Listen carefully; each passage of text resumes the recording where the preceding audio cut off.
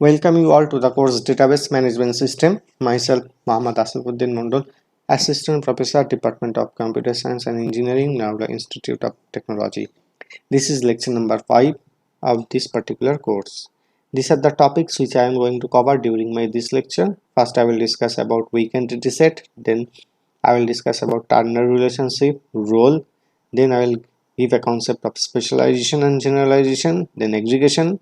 Then I will discuss about a case study for designing an ER model of a banking enterprise.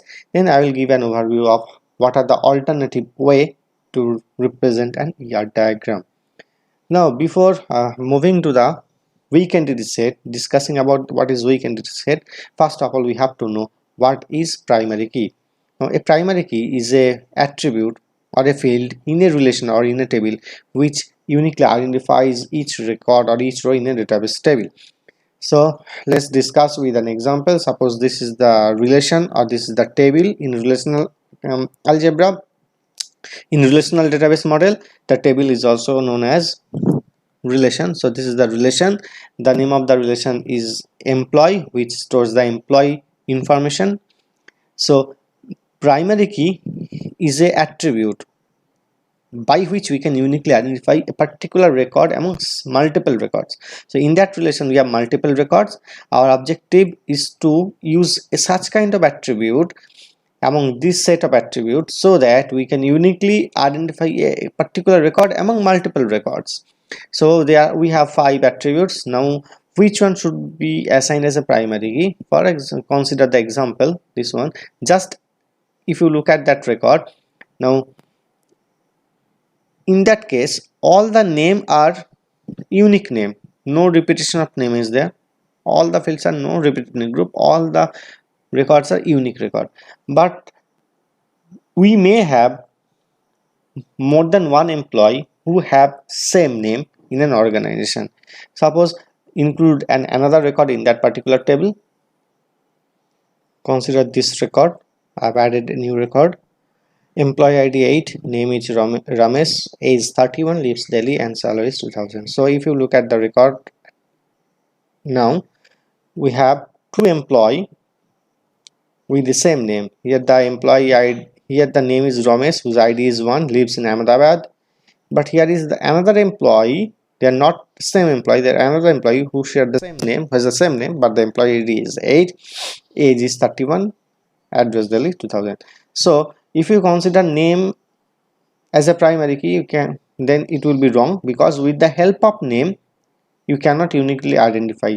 For example, if you said identify a record whose name is Ramesh, then it will select the first record because name is Ramesh, as well as it will select another record whose name is Ramesh. So with the help of name you cannot identify a particular record.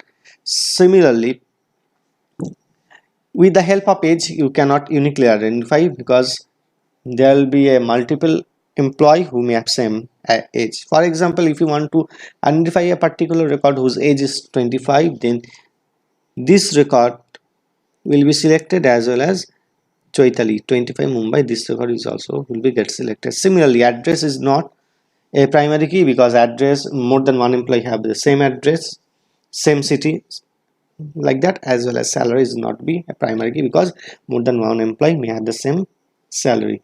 But here ID is the employee ID. For example, employee ID, now as far as the real life is concerned, each employee gets a unique employee ID, means no two employees share the same employee ID. All the employees employee ID is unique. So if you add the employee ID attribute in the relation, so employee ID, and then these are the domain of the employee ID 1 2 3 4 5 6 7 8.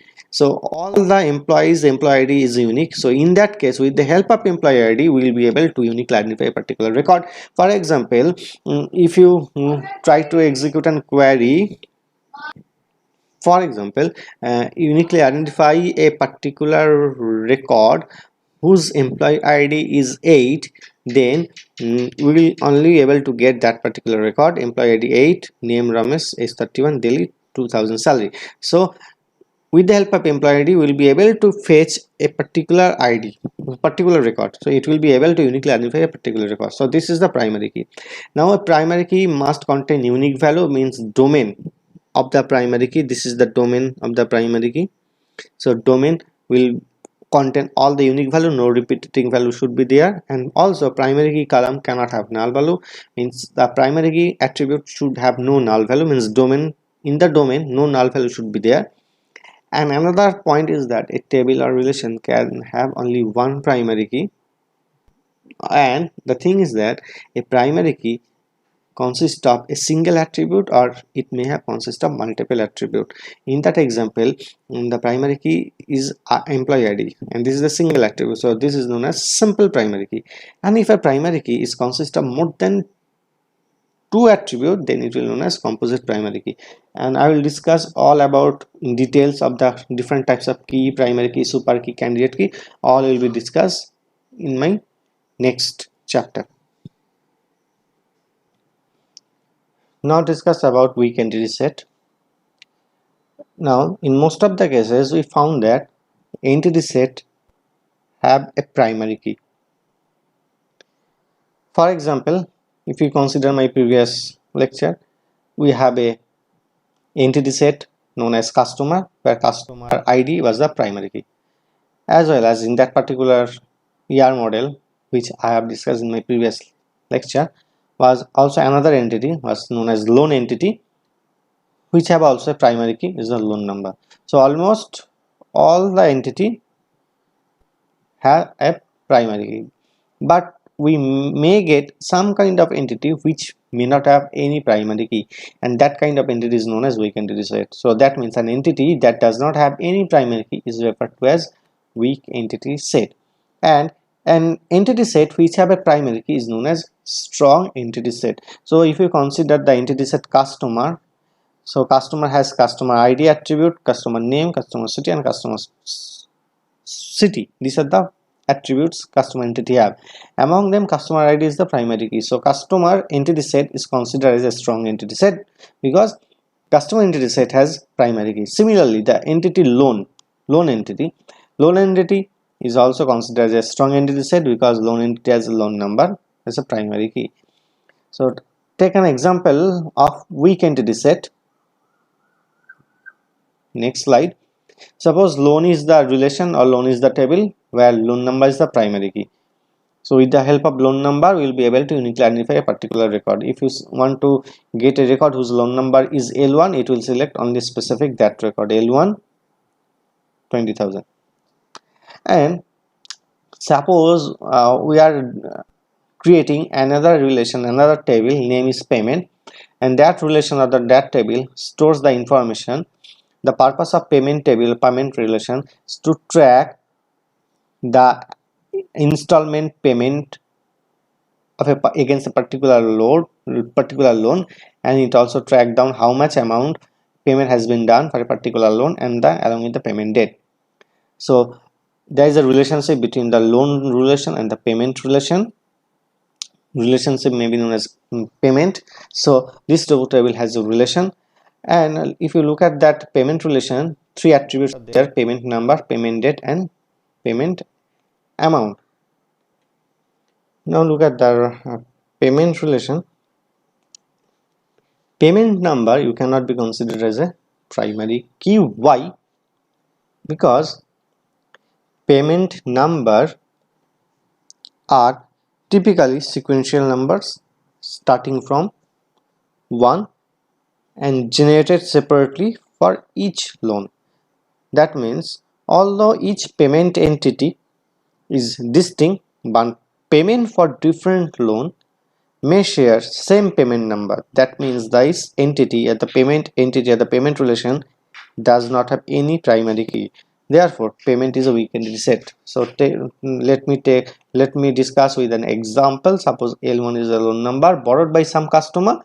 I have not mentioned the customer table here.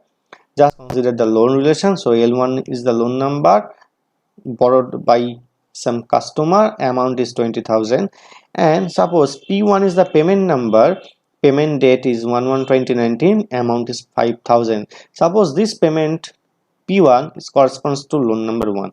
Now another payment number, another P1, so payment number, this the domain of payment number is repeating, so P1 is the another payment number P1. P1 means it is the first payment against each loan deposited on 2/1/2019 7,000. So this payment is the first payment, suppose the corresponding to loan number 2. So P2 is suppose P2 is correspond to the payment number second payment against loan number L1 with the rest of the amount 50,000, so 20,000 completes, and this P2 is corresponds to the second payment correspond to loan number 2. So if you look at the domain of the payment number is repeating, it's not unique, so that means payment number you cannot consider it as a primary key, but here the loan number is the primary key, but payment number you cannot be considered as a primary key. So in our payment relation and payment date, obviously it is also not a primary key. Payment amount may be same. So in the payment relation, payment table or payment entity, we have no primary key, we have no such kind of attribute so that we can designate them as a primary key. So here payment relation is, or the payment entity set is known as weak entity set. So therefore the loan relation is a strong entity set because it have primary key loan number, and payment is a weak entity set because there is no primary key. Now go back to the previous slide. Now, and weak entity set is meaningless. The weak entity set, to make it meaningful, it must be associated with another entity set, and the entity set on which the weak entity set is dependent is known as identifying entity set. Let's take an example, ER diagram. So this is the corresponding ER model. So loan is the entity set, loan number underlined means the primary key amount, payment number, payment date, payment amount, but under payment number this is a dash line, not a solid line. Solid line corresponds to primary key, but there is no solid line under any attribute, so there is no primary key. And in ER diagram we represent the weak entity set with the double rectangle or double line rectangle.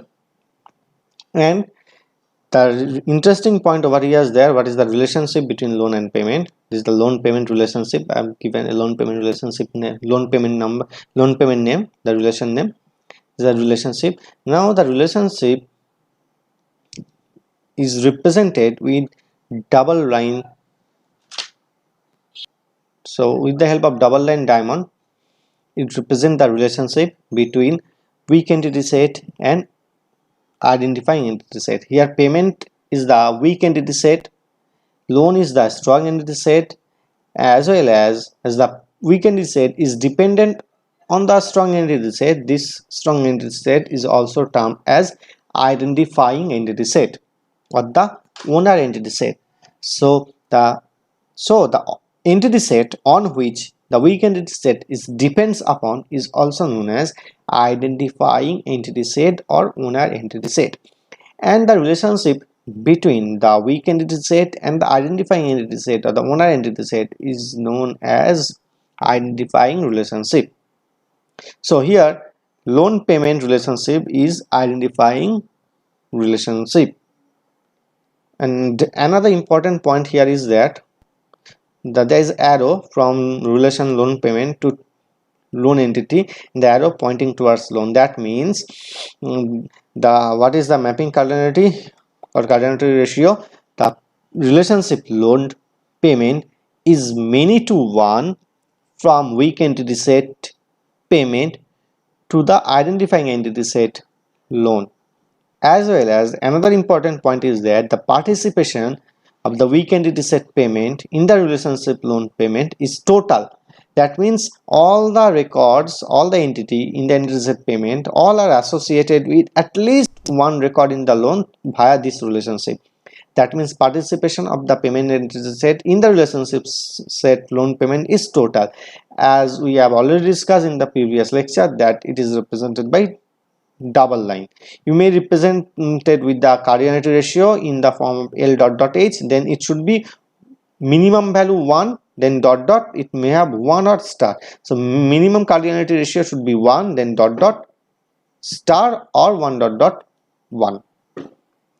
And what about this attribute payment number? Here the payment number is known as discriminator.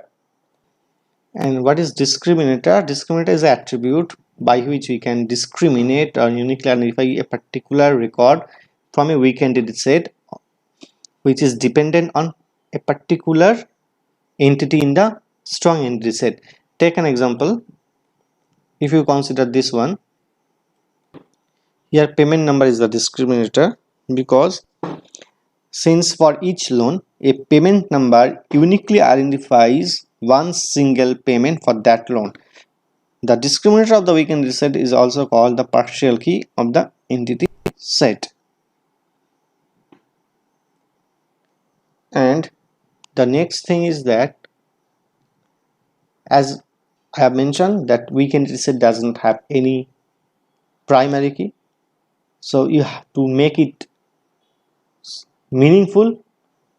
The weak entity set should be associated with identifying entity set. Now, how to make a primary key of weak entity set? So the thing is that the formula of generating a primary key of weak entity set is equal to primary key of identifying entity set plus discriminator of the weak entity set.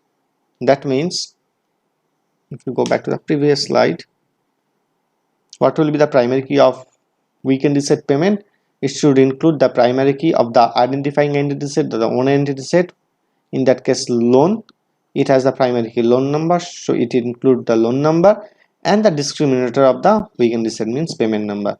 So that means primary key of the weak entity set becomes loan number and payment number. So as a whole, it constitutes the primary key of weak entity set.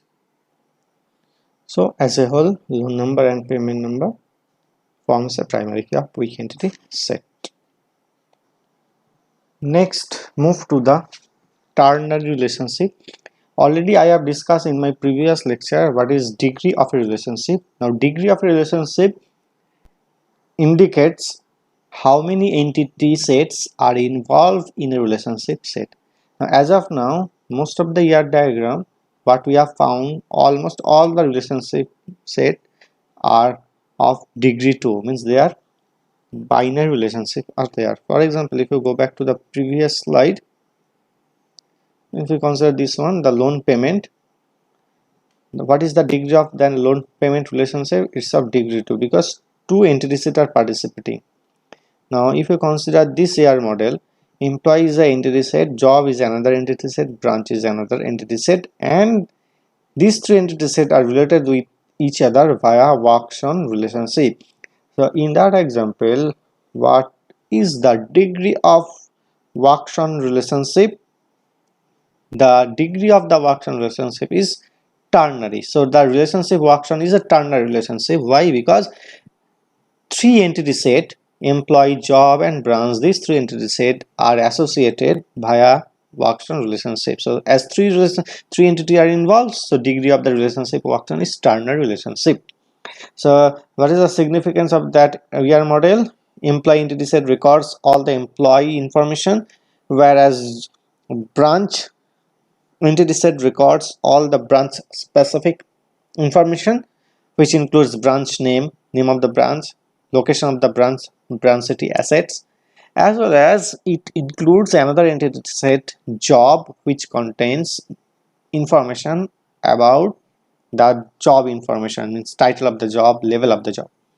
Now that ER diagram significance is that it tracks down, keep the information of every employee who works in which particular job at which branch. So if you want to get the information of a particular employee who works at a particular job at which branch, then you have to form a ternary relationship with the help of this kind of ER model. So a particular employee works on a particular job at a particular branch. So with the help of this relationship, you can get total information of employee, job, and the corresponding branch.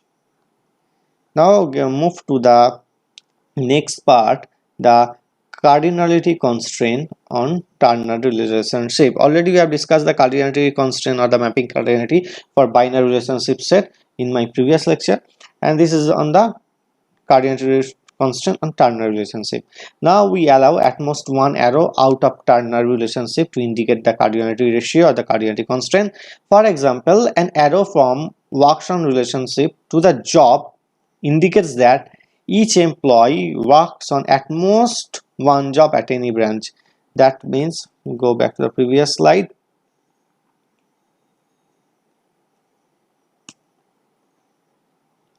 Arrow from works on to towards job. If arrow is over here, that means a specific employee works at a particular job at any branch. This is the significance of that. Now we may have more than one arrow. For example, if a ternary relationship is R, three entity sets are there, A, B, C. Now the arrow is towards B and C. So A is the entity set, R is the A, B, C are the entity set, R is the relationship, and there is an arrow to B and C. It could mean each A entity is associated with unique entity from B or C, or each pair of entity from A, B associated with unique C entity, or each pair AC is associated with unique B entity. So just go back to the previous slide. In that diagram we may have two arrows. One arrow is over here, another arrow is over here. So let me draw. If there is both the arrow, means arrow towards job, arrow towards branch, that means a particular employee works in a particular job at a particular fixed branch, or it may be happen that a particular employee and job pair can be associated with unique branch, or it may happen that a particular employee and branch pair can be associated with a particular unique job. Now the next topic is role. What is role?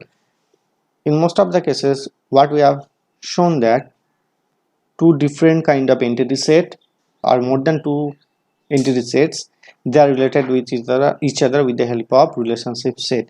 But how to represent the relationship among the same kind of entity sets or among the entity? So means how to represent the relationship among the entities belong to a particular entity set that may be performed with the help of role.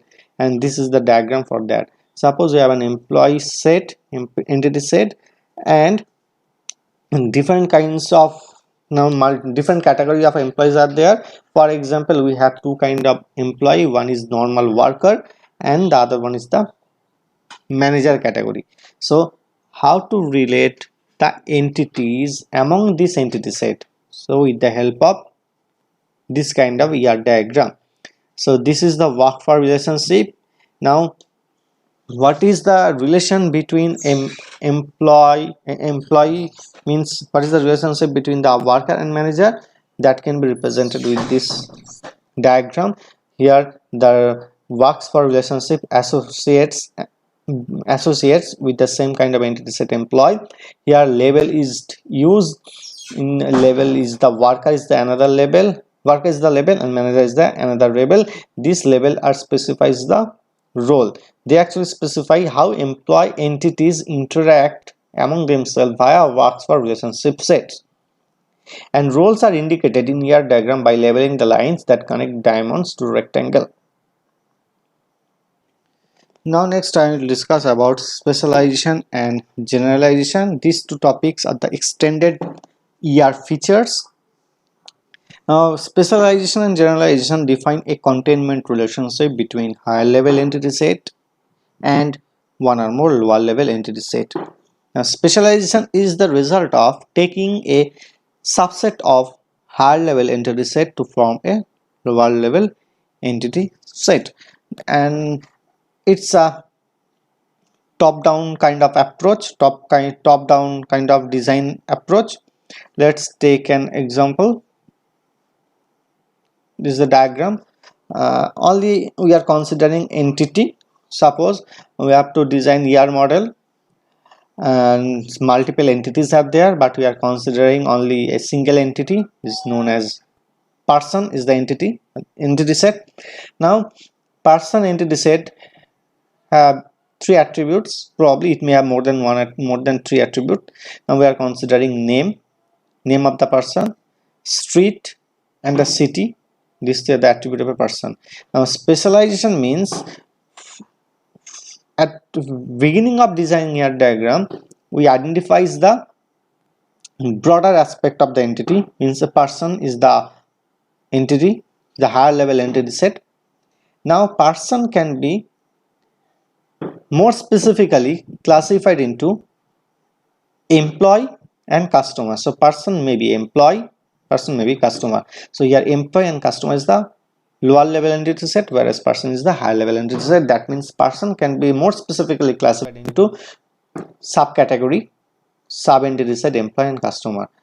And employee and customer, as these two sub entity are derived from the person entity, so these two entity set also inherit the property of person. That means employee and customer, these two entity set have name, street, city, all these three attribute already with them. No need to again redraw all these attribute. So these three attribute is already embedded, already inherited in this two entity set. Apart from these three attribute, we have to include the specialized attribute which is corresponding to a particular entity set. For example, the employee entity set, a specific attribute is salary, they are salaried employee. And customer, definitely they should not have the salary attribute. Customer may borrow something, so they should have credit rating. So in the lower level entity set, it already have the high level entity set as high level attributes, as well as in the lower level entity set we may add the specific attribute which is related to a specific entity. And then again, if and the relation between the high level entity set and the lower level entity set is represented with that kind of symbol, and it should be right over here. This is known as is a relationship. So is a relationship is between higher level entity set and the lower level entity set. Now again, if you consider the employee entity set, it can be further classified into three specific sub entity set. Employee may be officer, this is the more specific entity set, and tailor, secretary. So all these sub entity set are the lower level entity set of employee. And again the same is a relationship should be there. Now that means officer, tailor, secretary, all these three entity set have attributes name, street, city which is inherited from person, as well as they have salary which is inherited from the employee. Apart from that, we are included office number attribute for the officer. In case of tailor, we have added extra attribute station number, hours worked, and for secretary we have added another extra specific attribute, hours worked. So and specialization is a kind of top down approach. So while designing AR model, if you design starting from the overall idea of entity set and then you are decomposing the entity set into much more specialized entity set, then it becomes specialized. I mean it's a top down approach. And the just opposite operation of specialization is generalization. It's a bottom up concept, means bottom up design process. The terms specialization and generalization are used interchangeably, almost they are same. There is a concept of superclass, subclass. Means if you go back to the previous slide, if you look at the diagram in bottom up approach, then it will become concept of generalization. Generalization means if you look at it at the bottom up approach, for example like that, officer, tailor, secretary, these are the specialized entity. So if you group all these sub entity, it will form a higher level entity set, employee. So if you look at it from bottom to top, so bottom up approach, it becomes generalization. Again, if you merge the two lower level entity set, sub entity set, employee and customer both belongs to a person entity set. So if you go from bottom to top, means bottom up approach, then it becomes generalization. Now the next concept is aggregation. This is also another extended ER features. Consider the ternary relationship works on, which we saw earlier in that lecture. So employee works on a particular job at a particular branch. So works on is the ternary relationship. Suppose we want to also keep the information about the manager. That means as we know, employee works on a particular job at a particular branch. Now at that point of time, suppose we want to store the information regarding the manager who manages the employee, whom as well as the managers who manage the job, as well as the manager who manages the specific branch. That means another entity set is the manager. The manager, another relationship set we need to include, which is managers. So manager manages employee, manager manages branch, as well as manager manages job. But the problem in that design is that the relationship set works on and manages represent the overlapping situation or the overlapping information. Means the two relationship here which we have used, just go back to the previous slide, this works on and the manages, these two relationship contains the overlapping information, means the same information they are containing. Every manages relationship correspond to a works on relationship.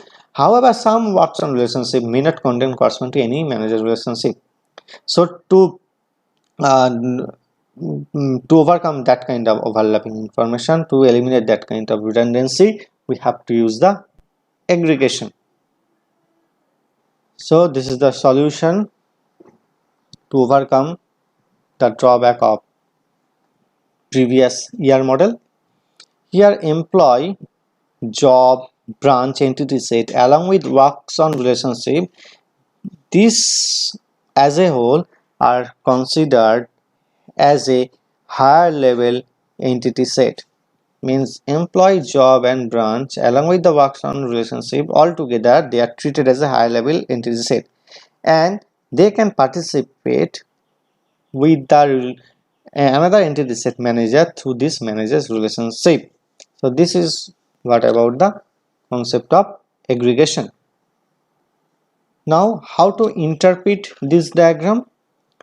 A particular employee, job and branch information, a particular employee, particular job and their corresponding branch information, this constitute a particular data, particular record. That particular record has associated with specific manager. Then I will explain a case study for designing a ER diagram for a banking enterprise. Suppose we have to design database design, logical database design for a banking enterprise, which should include all the aspect of banking operation. That means it should keep track of information about their customer, as well as it should keep the information of their loan details of every customer, as well as it should include the information of their payment details against each individual loan, as well as it should include the information of the account details of every customer. If the customer has account details, then it should include all the information of the account information. And again, account information, it should be of two type. Bank provides suppose bank provides two kind of accounts, saving account and checking account. Also, the banking enterprise wants to keep information about their employee, as well as bank, as the bank has different branch, belongs to different city, it should keep track of branch information. So we need to keep information about various kind of entities. So first of all, while designing a ER model, we have to decide which are the entity set should be involved in ER model.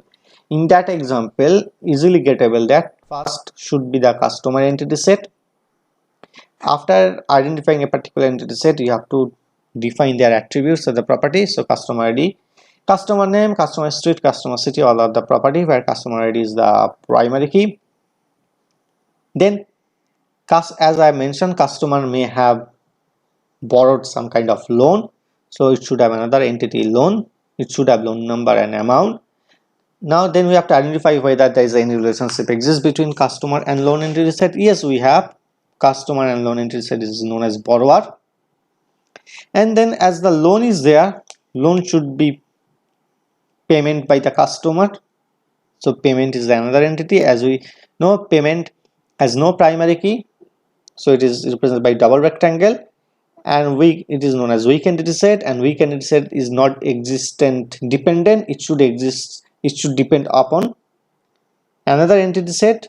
The entity set on which the weak entity set depends on is known as owner entity set. So loan is the owner entity set or identifying entity set, and the relationship between the weak entity set and the identifying entity set is represented by double diamond.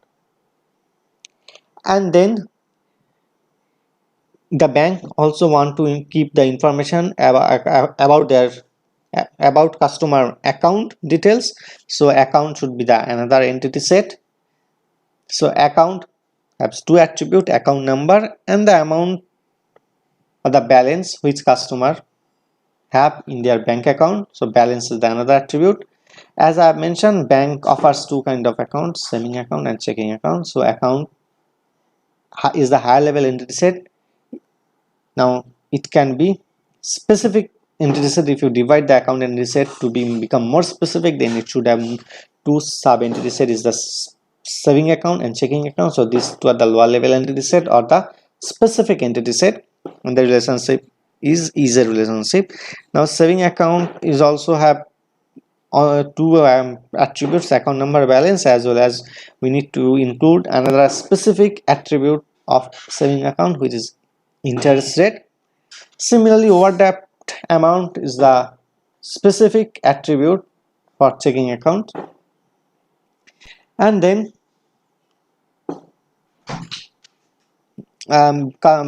we need to store the branch details of the bank. So this is the branch attribute entity set, branch name, branch city, asset. So branch name is the primary key. Now we have to decide what are the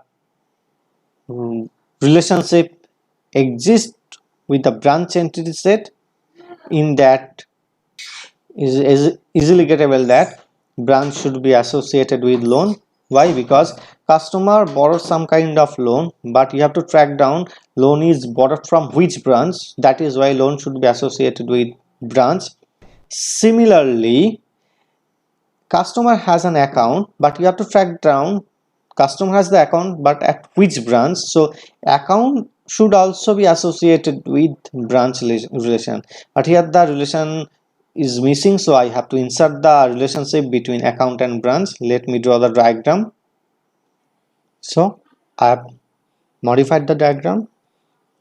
Account relationship is account branch and the arrow towards branch. So you can track down the which customer has you can track down the customer which customer has account at which specific branch. So you can similarly track down which customer is a borrower or which customer have a loan at which branch and whether they have payment it or not.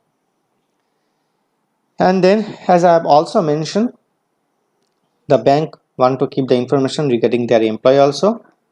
An employee manage a specific kind of customer, some kind of customer.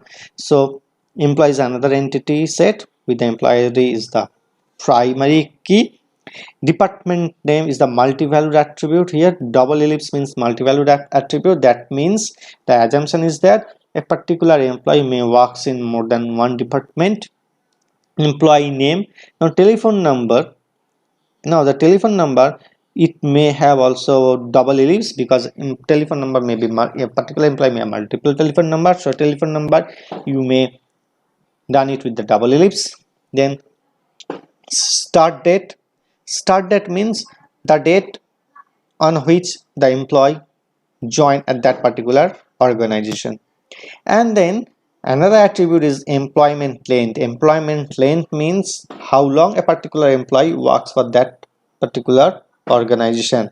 And you may notice that this is represented with not a solid ellipse, it's a dashed ellipse. Dashed ellipse means it's a derived attribute. So double ellipse means multi-valued attribute, and this is dashed ellipse. Dashed ellipse means derived attribute. Derived attribute means whose value can be derived from other related attribute. So how it can be derived? If you have the start date, means the date on which the employee joined at that particular organization, and you know the current date. So if you subtract the start date and the current date, then you will be able to get the employment length. So this is the derived attribute, that is why it is represented with dashed ellipse. Now this is works for relationship between the entity among the entity set employee. Two kind of employees are there, one is the worker and the manager. So this is the role. So this is the whole ER diagram of a particular banking enterprise.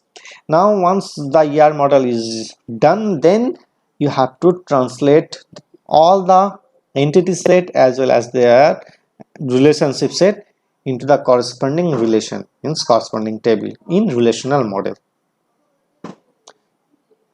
Then we'll be done with our total database designing part. Though I have not shown that the conversion of relational model of that particular ER diagram, this is your task, home task. Maybe you can do it and you may contact with me for correction.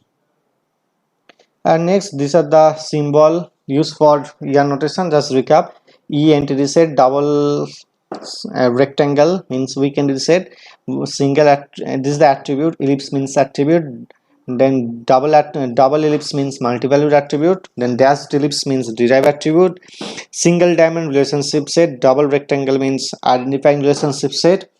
Now underline of a particular attribute forms a primary key, then dashed underline is discriminator, then total double line between relationship set and entity set is the total participation of an entity set in a relationship set. And these are the relationship, just go through it. And this is the mapping cardinality, is many to many, star star means many to many, one to one, then star one to many to one relationship. Already I have covered all these things.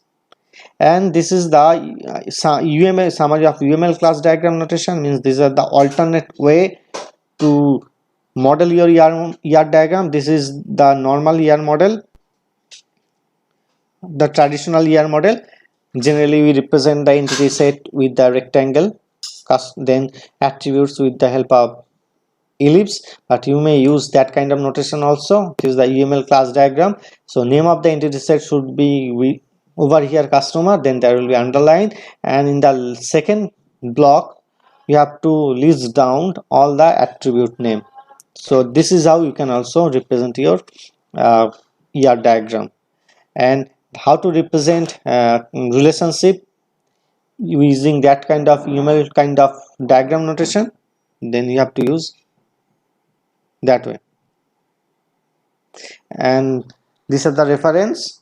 You may go through the fast book database management system concept by Cott, the McGraw-Hill production, and please go through that particular book for more details.